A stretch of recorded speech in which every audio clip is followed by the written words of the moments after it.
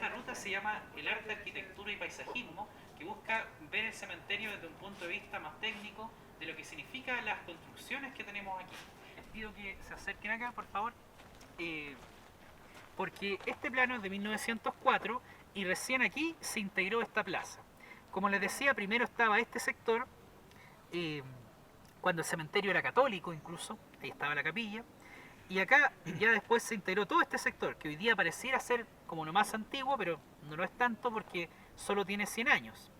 Y esta plaza, que si ustedes miran bien, lo que hay adentro en el círculo es una especie de laberinto, y en el centro se ve una especie de esvástica, que es una especie como de hélice que gira las aspas una hacia la otra, representando el eterno retorno, la eternidad, que es lo que las personas esperan encontrar después de la muerte.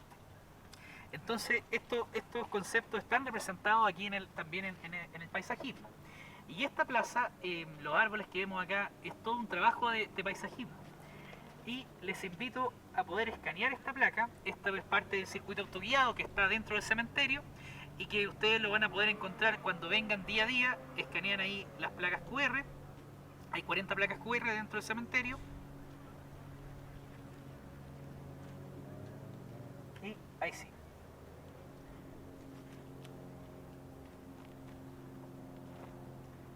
Entonces, en esta, por ejemplo,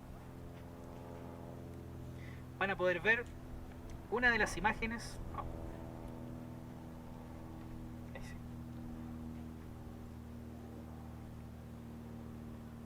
Una de las imágenes más antiguas de la plaza. Y les invito a mirar esta araucaria que se ve ahí, que es nada menos que esa araucaria que está allá. Es la araucaria araucana, de origen autóctono, es la única especie como más autóctona que tenemos aquí en la plaza. Tiene más de 100 años.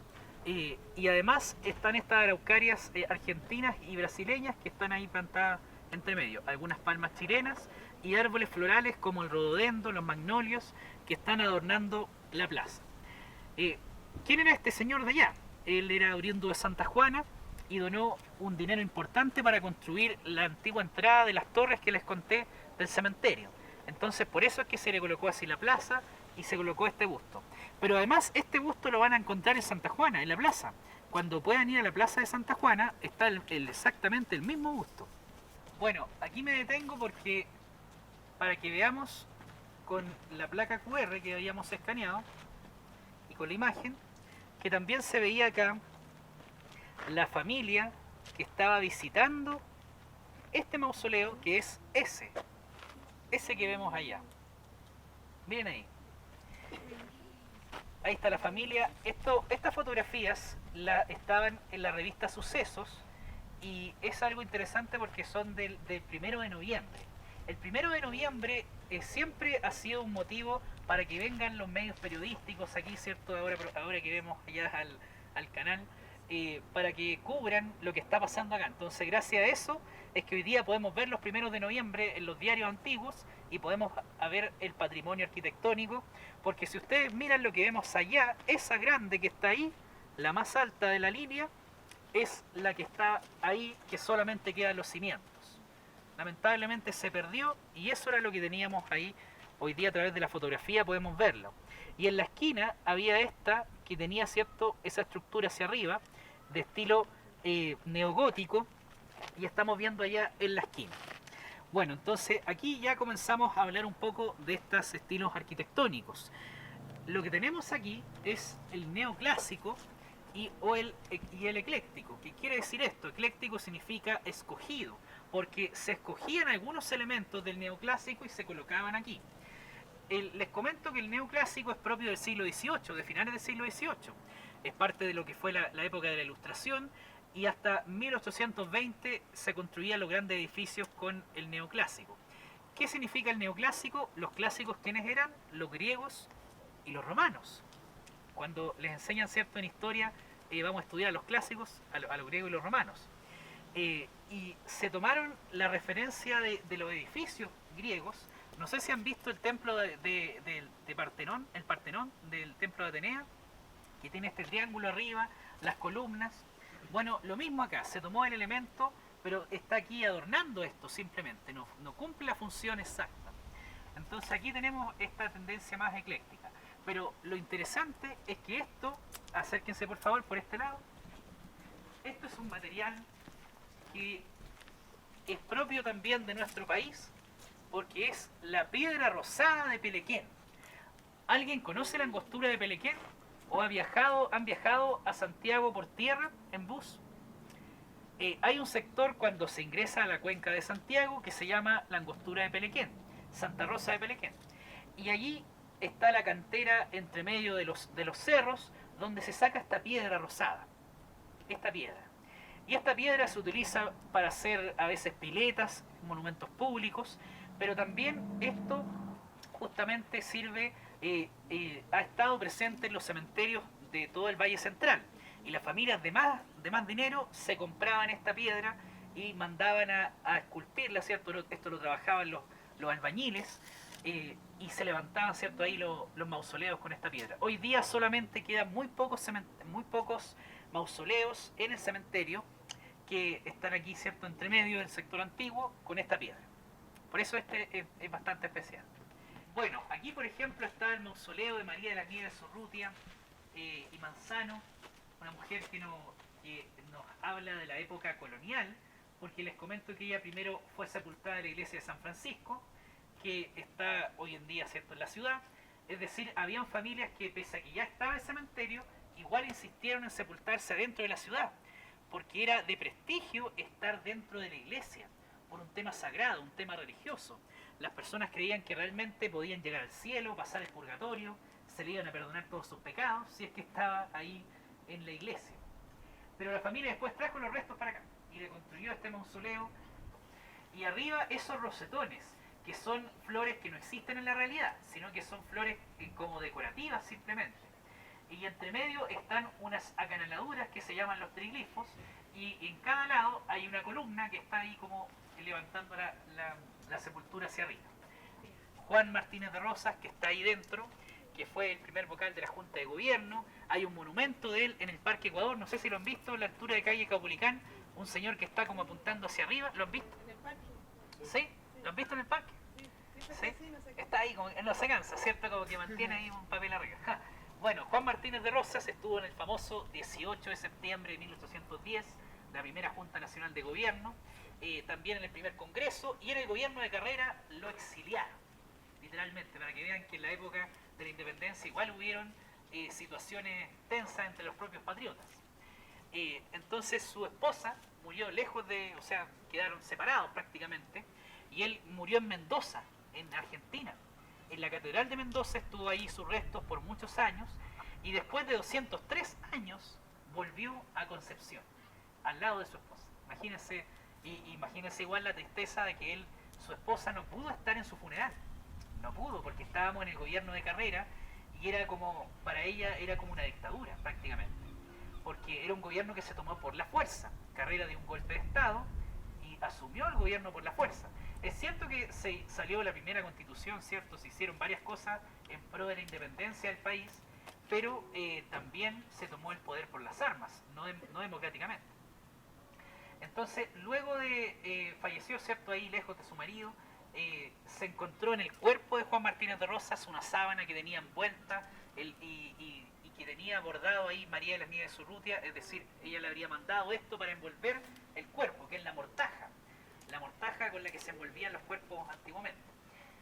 Bueno, luego se levantó esto el 2015, es el Panteón de la Patria, que busca como guardar aquí los restos de los patriotas, o sea, de las personas que estuvieron en el tiempo de la independencia. Les invito a que lo recorran, por favor.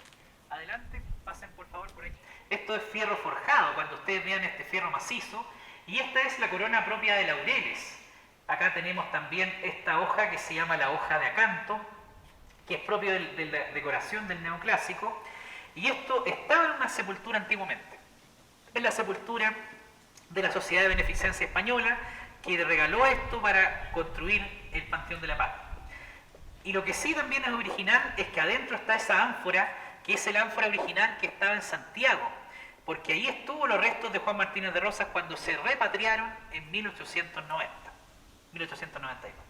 Entonces después trajeron el ánfora exactamente, ahí están los restos. ¿Tienen alguna carrera específica? Esta es la sepultura de Herminio González Burgos, que fue teniente coronel del batallón Concepción, estuvo en la Guerra del Pacífico, sí, pero también volvió y fue administrador del cementerio. Entonces, por eso, como tenía un cargo de poder aquí en el cementerio, se construyó el mausoleo frente a la entrada, es decir, estaba aquí en una parte principal. Era más caro aquí este sector en la época. Bueno, para que hagamos una idea, el derecho de sepultura en la época costaba 1.000 pesos. Una sepultura, 1.000 pesos. El carro mortuorio, el más bonito, de 6 caballos, guiado por los cocheros, el más pomposo, que hoy día sería como pagar la carroza funeraria. Bueno, hay distintos tipos de carroza funeraria hoy día.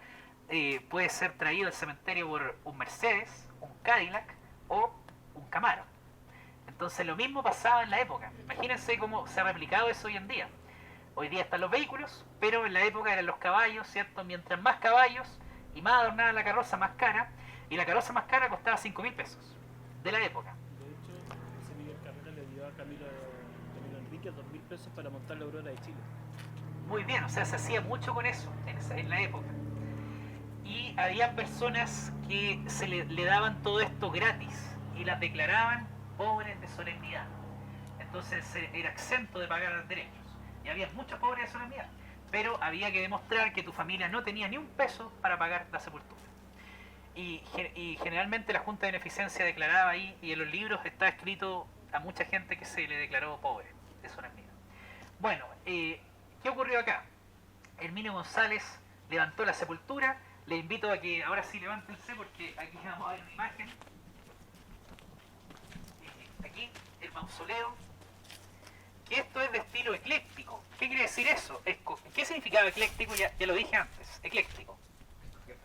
Escogido, ¿cierto? Escoger. Es como que tomaban un elemento, por ejemplo, arriba está el elemento de la cúpula. Esta cosa redonda, ¿cierto? Que vemos arriba, que todavía tienen algunas iglesias antiguas. Y arriba otra cúpula.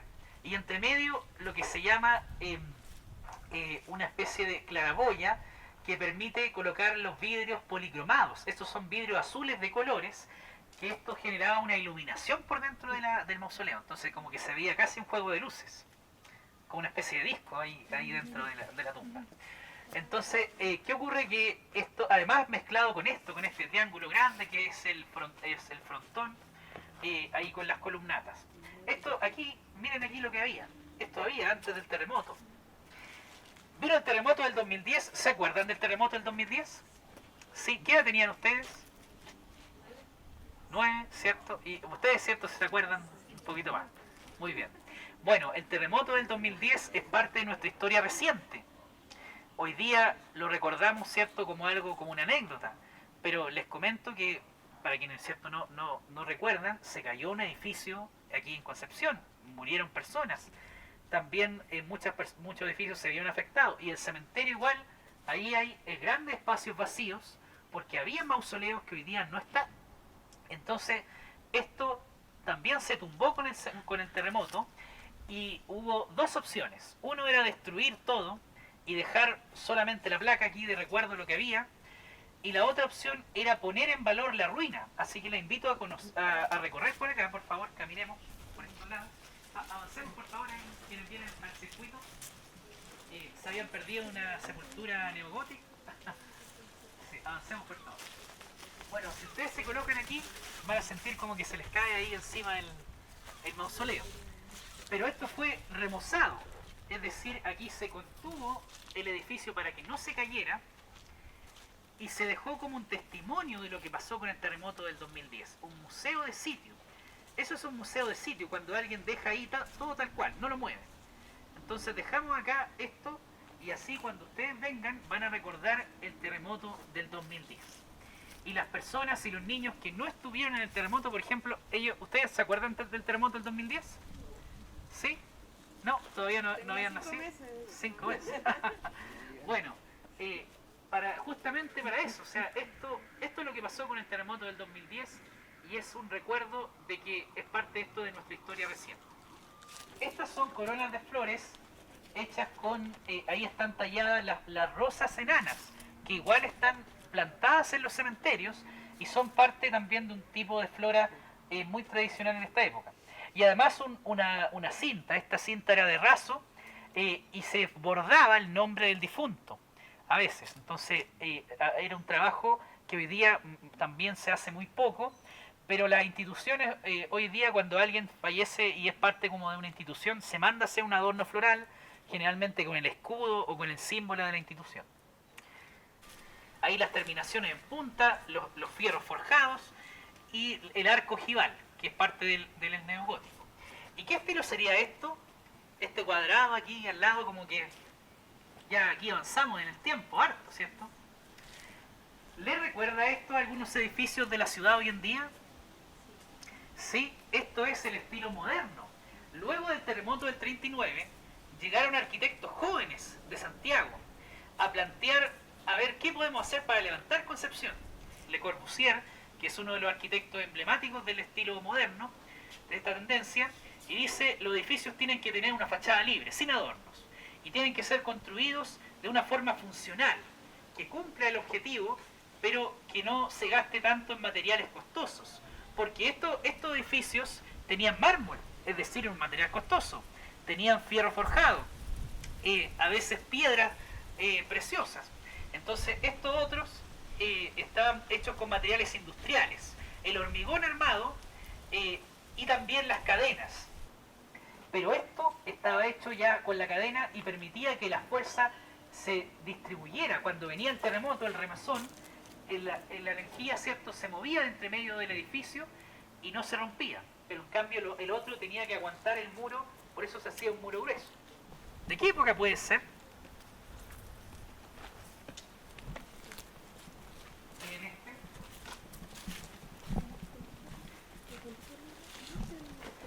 Son modernos, porque esto y ese de allá fueron hechos, de hecho este fue hecho el verano pasado, literalmente.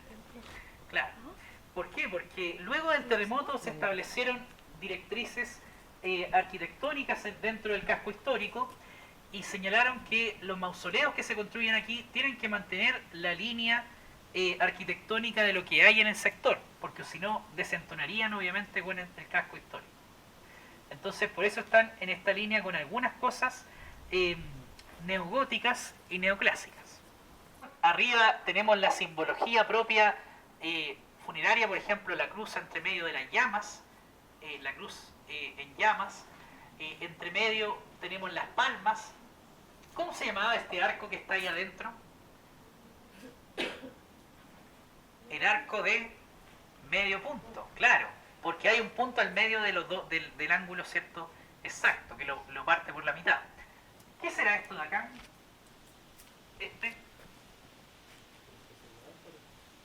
El ánfora, ¿cierto?, con esta tela que representa la mortaja, que es la tela con la que se envolvían los difuntos.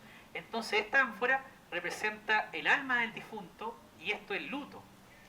Y esto es parte de la iconografía funeraria que hay en los cementerios, no solamente en nuestro cementerio, sino que igual en los cementerios a nivel internacional.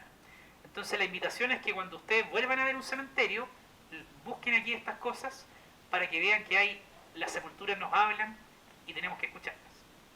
Bueno, aquí, como este es un circuito de arquitectura y paisajismo, miramos también algo contemporáneo. Porque esa puerta podría estar perfectamente en el mall o en una tienda, ¿cierto?, del centro. Bueno, esta es la familia Ninat, que construyó esto bastante postmoderno, que lo que vino después de la modernidad. ¿Y cuando se cayó la modernidad? Cuando se termina la Guerra Fría. Durante la postmodernidad se utilizaron estos materiales, sobre todo el vidrio. Hay varios edificios con mucho vidrio. Entonces esto también está reflejado aquí dentro del cementerio. Y aquí tenemos lo que es el rosetón, también conocido como celosía, que permite ¿cierto?, la respiración o el aire. Bueno, esa palabra celosía viene porque viene de celos, literalmente de la palabra celos. ¿Por qué? Porque habían habitaciones en el mundo como romano, donde estaban las mujeres, y era como una ventana donde los hombres podían ver ahí que estaba su señora.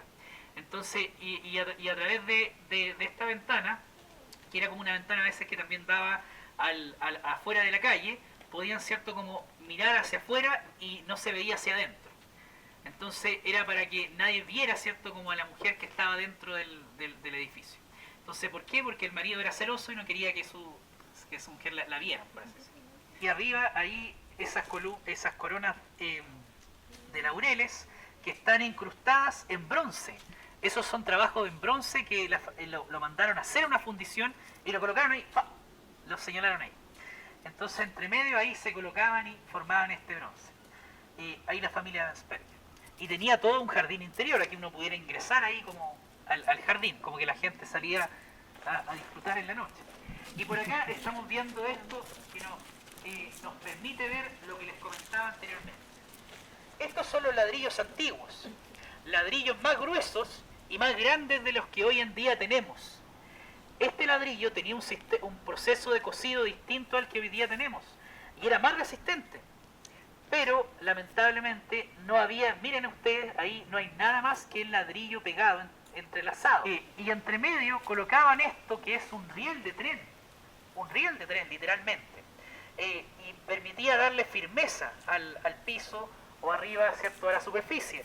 Pero lamentablemente no transmitía la fuerza. Entonces esto, en vez de ayudar a que se sostuviera, todo lo contrario, ayudaba a que se cayera el muro con más facilidad. Por eso es que estamos viendo aquí el mausoleo. Vamos por favor por ahí.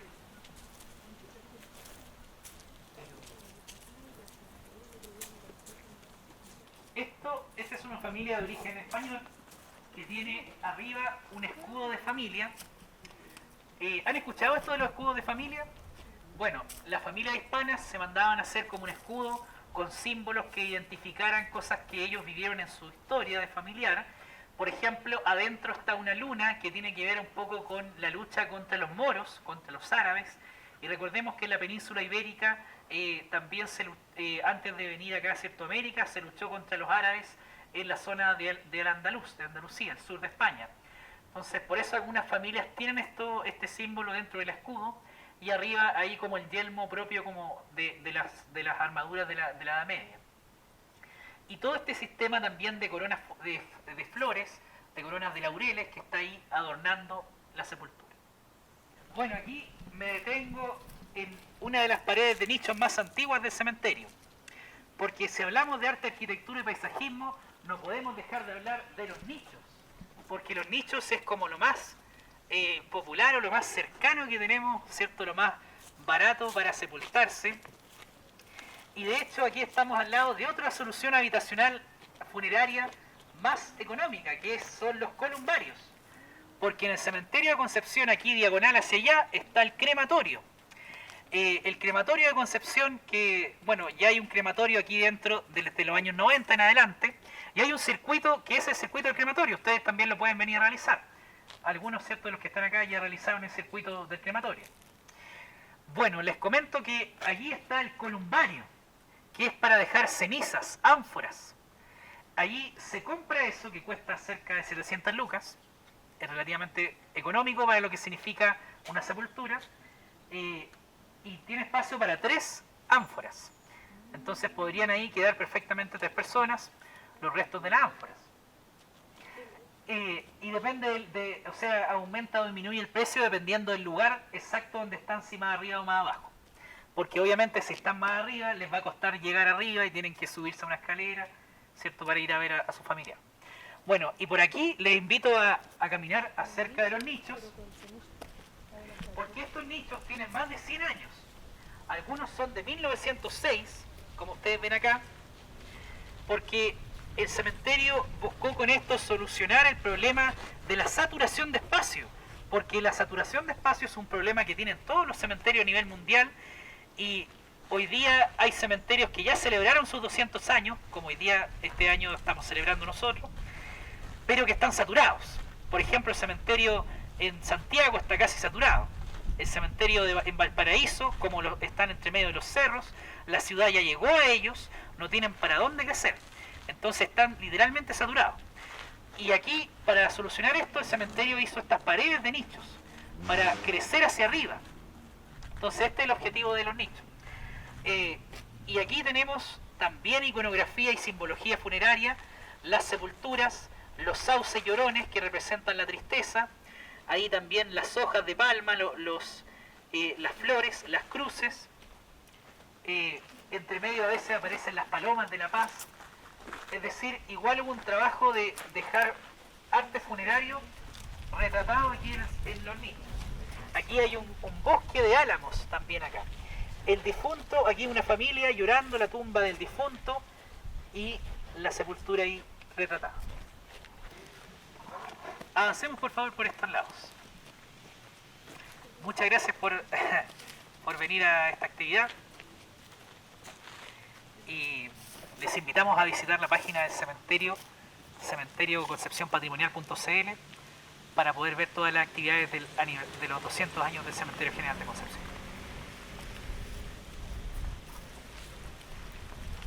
Bueno, aquí adentro está la Virgen María y esto es parte de las familias católicas. ¿Qué pasó cuando ya no se les permitió a la gente sepultarse dentro de la ciudad? De hecho, es tanto así que salieron normativas, salió una ley que prohibía la sepultación dentro de las iglesias, porque era tanto el tema de que esto fuera un foco de infección. Entonces las familias trasladaron esta lógica de estar en lo sagrado aquí al cementerio. ¿Y cómo lo trasladaron? Convirtiendo sus sepulturas en verdaderas iglesias, en verdaderas capillas.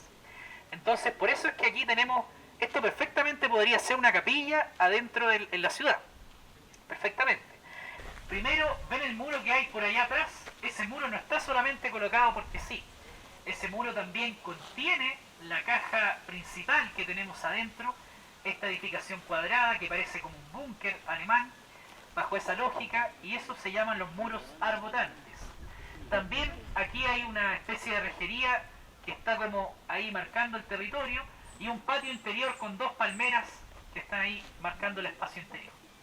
Pero adentro de este lugar, acérquense por favor para acá, se encuentra una de las piezas de arte funerario que solamente las mostramos en este circuito y que se pueden ver mejor de día, que son los vitrales policromados. Estos vitrales se usaban en las iglesias y aquí les voy a pasar para ustedes para que los puedan ir viendo. Estos vitrales que están ahí al final, ahí en las ventanas, son los mismos. Entonces aquí dice Uns ins ein Kind geboren, que quiere decir un niño ha nacido, y ahí está el nacimiento de Jesucristo.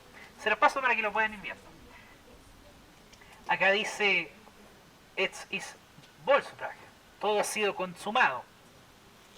Ahí también para que lo puedan ir viendo.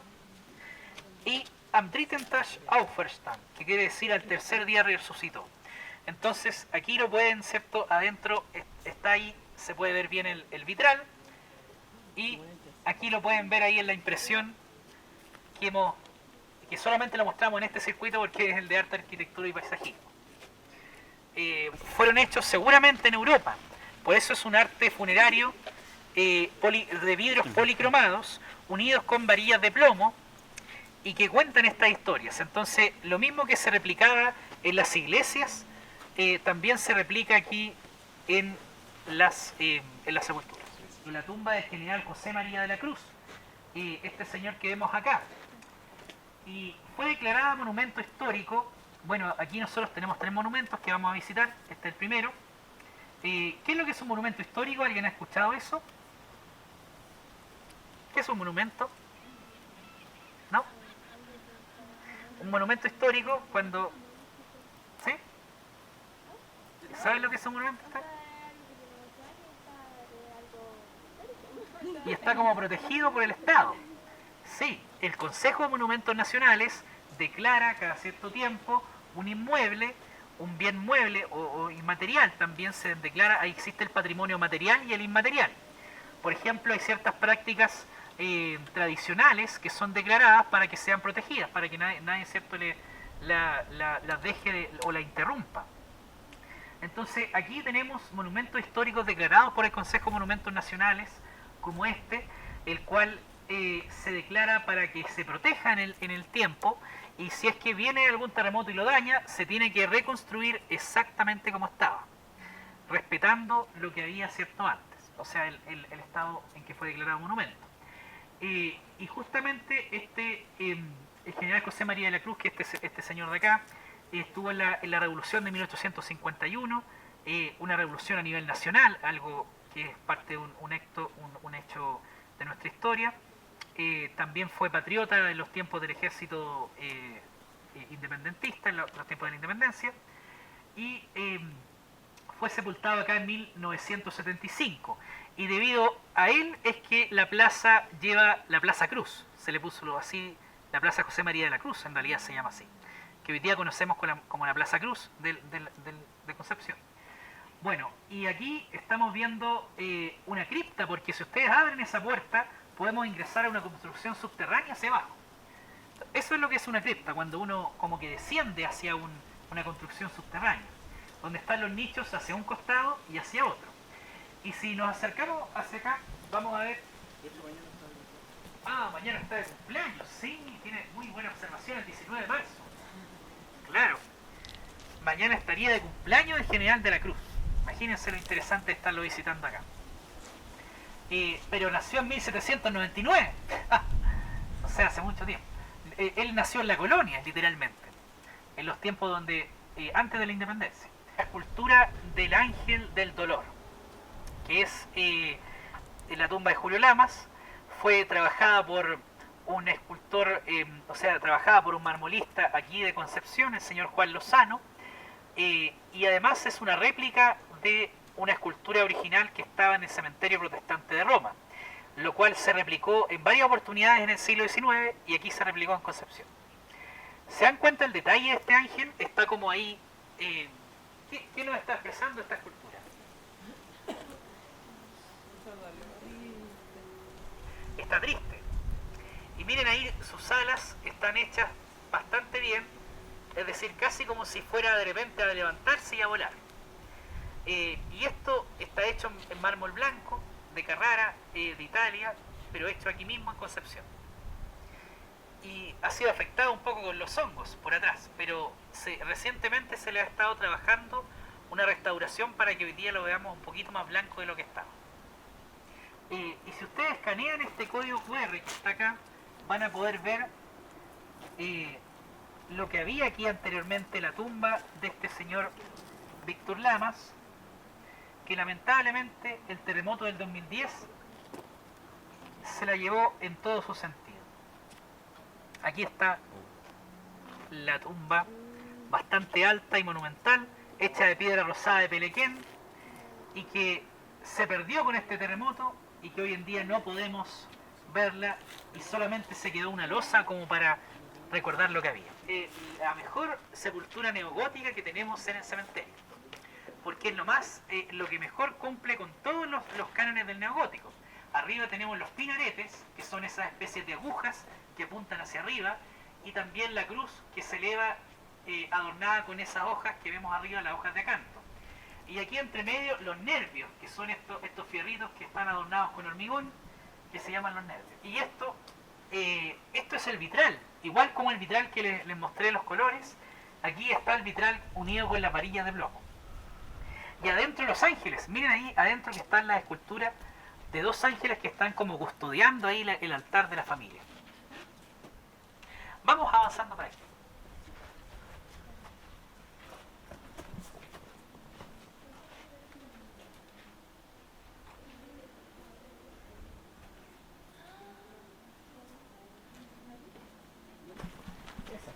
Bueno, aquí me detengo en la tumba de don Pedro del Río Sañar, que es otro monumento histórico declarado en el cementerio, y esta sepultura fue hecha, diseñada por el mismo Pedro del Río Sañartu en vida, porque él mandó hacer las esculturas que estamos viendo acá.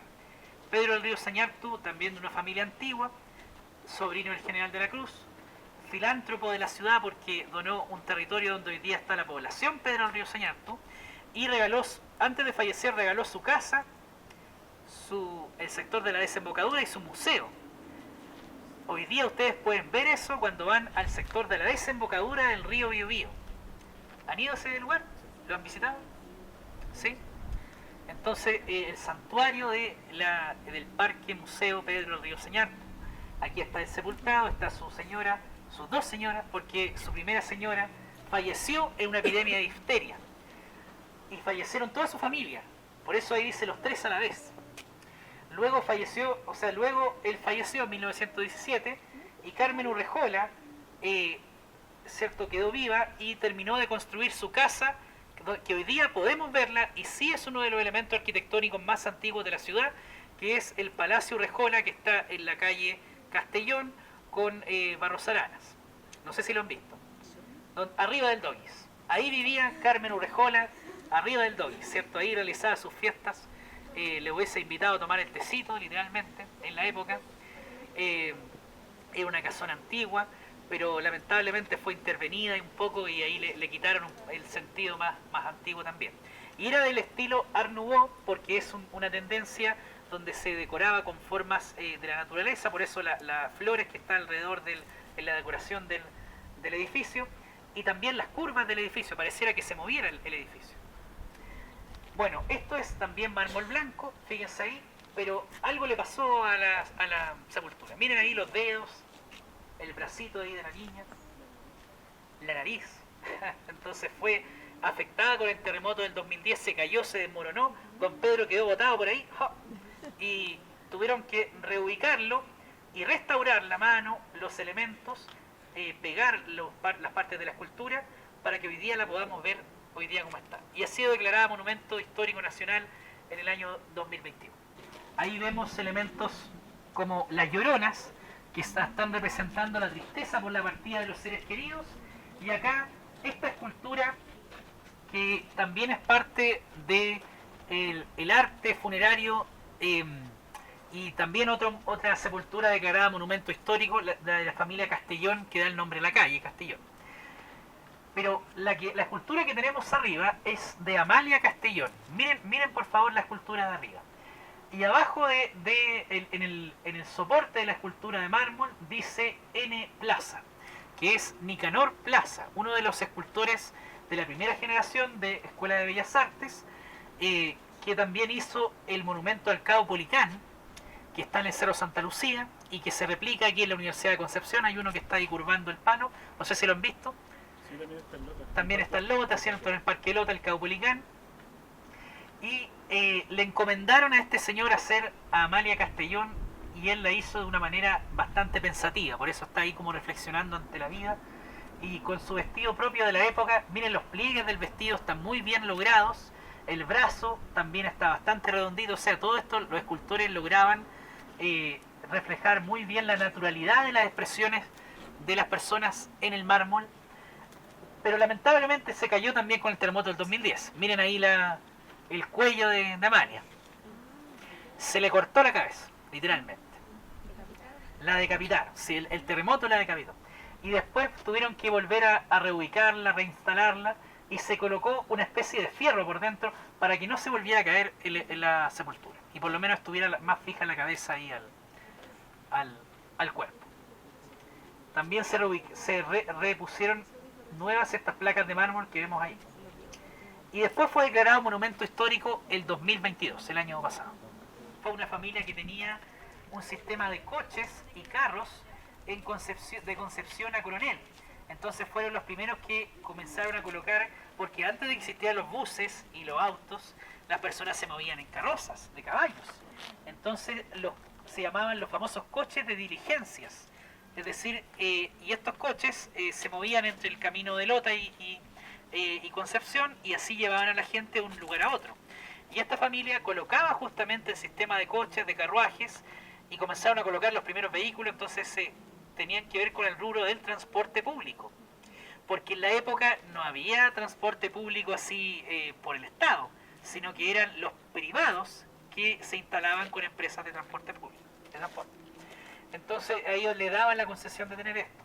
Y aquí adentro tenemos los pedazos de la antigua sepultura, porque dejaron ahí, fíjense, la familia dejó esa columna de mármol, y adentro una escultura de una mujer ahí como descansando, por así decirlo, también casi como somnolienta, que está ahí sentada y también representada en mármol.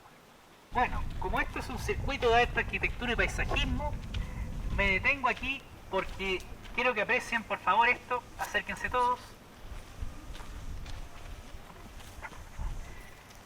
Recuerden lo que les comentaba, varios monumentos funerarios son de algunas esculturas. Por ejemplo, esto aquí se ve el pedazo de mármol ahí medio roto, esto estaba en alguna sepultura, y aquí estamos viendo el querubín sin cabeza, ¿cierto? Y tampoco tiene brazo, pero esto sí que es mortífero, o sea, ahí medio macabro, pero en realidad el querubín sin cabeza no recuerda este querubín, ¿cierto? Ahí lamentablemente. Hay algunos querubines sin alas, allá está el querubín sin alas, miren allá el de allá del fondo. Entonces, esto nos recuerda que los terremotos son parte de nuestra historia. Por ejemplo, miren, se cortó la cabeza, pero no se cortó la pluma que él tenía acá, tenía una especie de pluma, algo tenía en la manito, estaba tocando aquí, y ahí llevaba la corona funeraria, como que se la venía a dejar al familiar, esta corona. Y esto es porque los terremotos son parte de nuestra historia, entonces dejan ahí su huella en las esculturas, y eso también es parte del arte funerario, pasa a ser parte del arte funerario del cementerio. Por acá estamos viendo, terminamos este circuito de arte, arquitectura y paisajismo con este barrio, que es literalmente todo un barrio falso histórico. Porque, ¿de qué año será esto? Muy actual, muy bien. Porque aquí esto fue hecho por uno de los portretistas artistas que tenemos hoy en día, que todavía, para que veamos que todavía hay personas capaces de hacer esto, de hacer todos estos trabajos, porque obviamente los albañiles de antaño están muertos también ahí, sepultados entre medio del cementerio también, pero hasta el día de hoy todavía hay personas que han sido capaces de replicar una columna. Es difícil hacer esto, de replicar el arco ojival, los pinaretes, los fierros y también las ochavas, que se llama cuando fíjense ahí la esquina del mausoleo se conecta con la otra, está como cortada con una línea. Entonces no está hecha así un mausoleo como en punta, ¿cierto? Y eso obviamente que le da un sentido a la esquina y ahí podemos caminar, entonces se genera un espacio urbano prácticamente. Y todo este barrio comenzó a levantarse también hace poco, y esto es una tendencia arquitectónica hoy en día. Hay familias que pagan para poder tener un mausoleo con diseño neoclásico, con algunos elementos del neogótico, y esto es para que veamos que todavía persiste la simbología en el cementerio. O sea, esto está vivo, aún el cementerio es un espacio de memoria viva. No es que solamente vayamos a ver un museo de lo que pasó ahí en el pasado y ahí se quedó. No, todavía existe esto. Incluso hay familias que han comprado esa rejería para volver a utilizarla acá. Bueno, con esto finalizamos el circuito de arte, arquitectura y paisajismo. Espero que les haya gustado. Si tienen alguna pregunta, alguna duda, este es el momento de hacerla antes de que terminemos el recorrido. ¿Alguien tiene alguna pregunta? ¿No? Bueno, muchas gracias a nombre del Cementerio General de Concepción por venir esta tarde. Espero que les haya gustado, que no se hayan aburrido, ¿cierto?, en este recorrido. Y también les invitamos a que puedan sumarse el próximo jueves y el próximo viernes en la noche a las 20:30 horas. Pueden venir al circuito nocturno a experimentar lo que significa estar en el cementerio en la noche, pero también aprender de la historia del patrimonio. Les invitamos, ¿cierto?, que se puedan inscribir en la página oficial del cementerio a través del correo visitas@cenco en los circuitos nocturnos que todavía quedan de la temporada. Hasta el 31 de marzo vamos a estar, el 31 de marzo es el último circuito de la temporada y de ahí ya nos detenemos hasta septiembre. En septiembre volveremos ya con la temporada de circuitos. Muchas gracias y que tengan muy buena tarde. En esta tarde, sábado 18 de marzo, estuvimos realizando el circuito Arte, Arquitectura y Paisajismo, uno de los circuitos gratuitos que estamos realizando dentro de la temporada estival 2022-2023. Estos recorridos pretenden difundir la historia, la arquitectura y el paisajismo que está dentro del Cementerio General de Concepción, visto como un museo a cielo abierto y un espacio de construcción urbanística, analizándolo desde el punto de vista arquitectónico, histórico y simbólico además.